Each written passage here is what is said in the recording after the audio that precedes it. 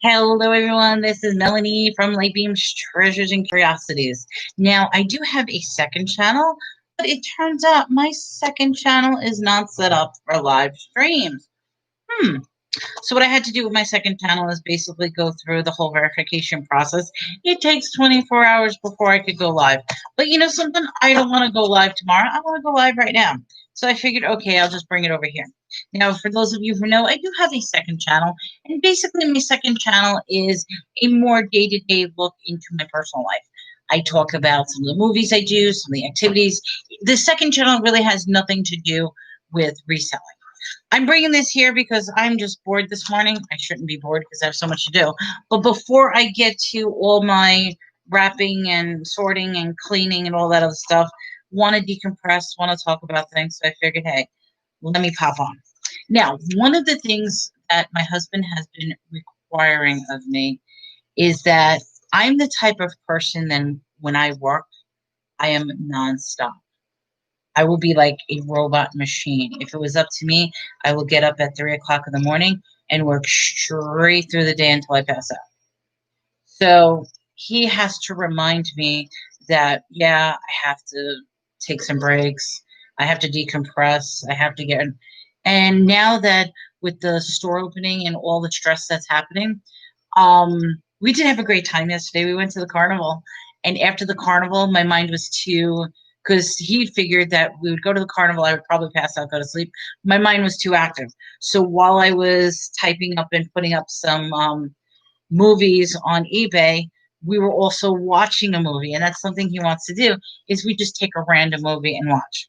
I will admit, when I scan through my movies and find a movie that's worth a lot of money, I want to know why it's worth a lot of money and I want to watch it because it's also one of those things that I probably will never have an opportunity to watch it again. So the movie yesterday that we watched, and currently the comps for this movie is $85 on eBay. I don't foresee I'm going to get $85, but we'll see what happens. The movie is called Stash Unrated. Okay. I'm going to read you the premise of this. It's only partial because they're telling you to go to blockbuster.com to read more about it. But it's a marijuana farmer from eastern Kentucky with two would-be thieves stash in a gruesome rural shocker from first-time filmmaker Jacob Ennis. When it when it comes to growing marijuana, Old Bud cornered the market in eastern Kentucky. His growing operation is the largest in the state, but Bud has an even more sinister secret lurking away in the basement of his Kentucky home. So, first of all, we're dealing with backwater Kentucky individuals. So just get that image in your head. You've got Kentucky individuals, very thick Southern drawl, guns, all that other type of things. So what ends up happening is these two thieves try to steal some marijuana from Bud. He comes out with a shotgun and he's gonna kill him. I won't kill you on spot, sort of thing, which is funny as anything. So instead of killing him on the spot, he makes an arrangement with the two thieves that instead of killing, he wants them to kidnap three girls, one for each day, so that he can basically take them in the basement and rape them and murder them and do awful, torturous things to them. Okay, so that right alone, I mean, this is one of those movies. I shouldn't be laughing at this. I considered it a comedy. I think it was supposed to be a drama. I thought it was a comedy. As soon as like the intro appeared, I'm like, oh, this is gonna be a good movie, but good in a bad way. Yes, it does deal with rape and murder and snuff and drugs and all that other things, but Bud and I'm wondering if I could say this. Will I get dinged or something? Okay. You know Willie from Duck Dynasty? Bud is the spitting image of Willie. So just, and that's all I can think of. I think that's why I find it funny because Bud, just imagine Willie from Duck Dynasty kidnapping girls and smoking weed and all this sort of stuff. And I mean, it was really, really bad acting. The acting was bad. The dialogue was bad. Even the scenarios were bad because there's a scene where he has the girl like chained up naked in his basement and he's having a little, I don't know why I'm laughing. I shouldn't be laughing at this. And he's like, I'm bored. You like that. You like, and he's like having a little fun. And she's like screaming and crying. And he's slapping her with his, yeah, if you can imagine. And it's like, this is so bad. I'm waiting for Psy to come out. I'm waiting for like, I don't know, like the whole Duck Dynasty gang to come out. He's like, I'm bugged. And then in my head, I thought of all of a sudden Kill Bill, where the scene with he's like, "My name is Buck, and I like to." So I am going to probably not save this film, although I probably should because I've only found one copy. I mean, this may be one of those movies when you have a large group of people, and the contest is to find the most ridiculous film you could find. This is one of those movies to pop in. But currently, like I said, the comps on this is $85, which I was really, really surprised at. I figured even if I put this up for $50, would make it instant sale. It is a lot of TNA. Need I say it's from, like I said, Bloody Earth Films. It's the unrated version, very graphic. There is drug use, there is violence, there is exploitation of women. Oh, and the ending. Oh God, the ending. My husband even missed the ending. I mean, I don't think anybody's ever going to see this film, but it gets so funny because obviously, yeah, the guy dies, this and that. The girl gets saved. It always happens. I mean, it's a classic ending whenever there's a kidnapping thing.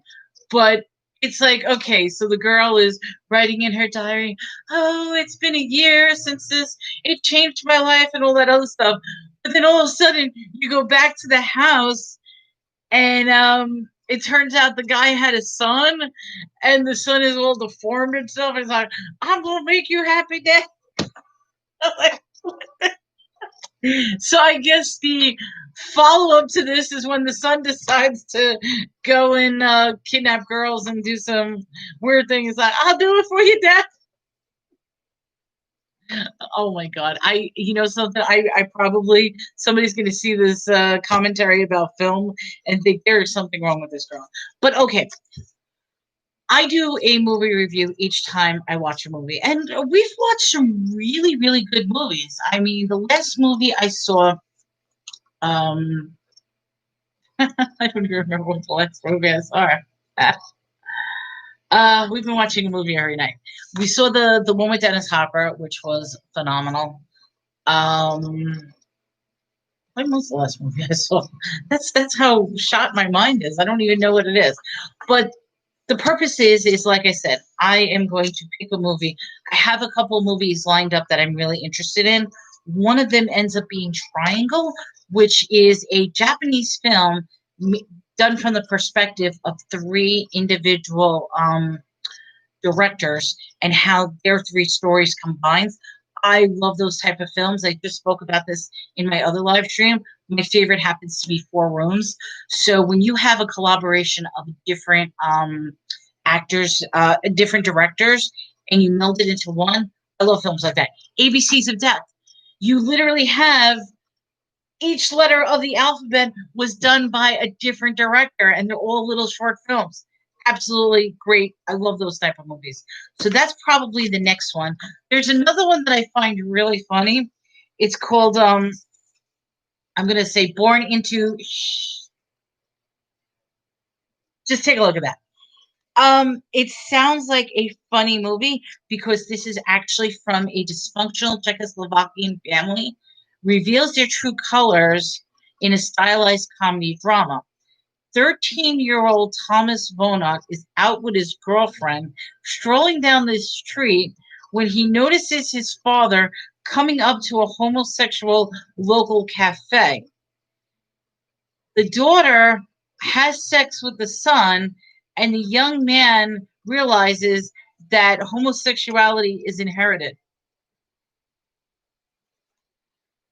Yes, this is not in English. This is a dubbed. But I mean, these are the type of films that I'm finding. Oh, this. Okay.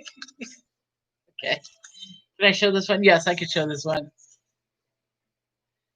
Eating Out Part 2, the first gay American sequel. Now, these obviously these are not porn.